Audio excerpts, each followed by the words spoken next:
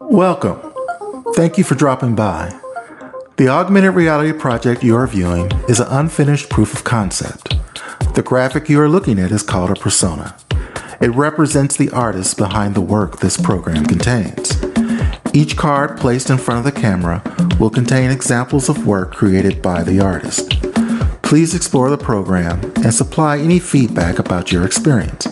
Your comments will be used to further refine its content and usability.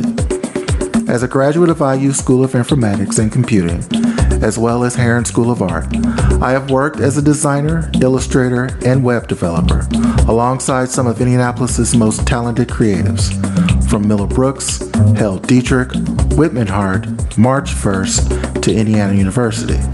My award-winning work has helped clients communicate their unique brand message while cutting through the din and clutter of their respective industries, often revealing insightful and clever executions that elevates their individual brands. The projects shown are reimaginings of past projects that explore the possibilities AR could bring to telling a client's unique brand message.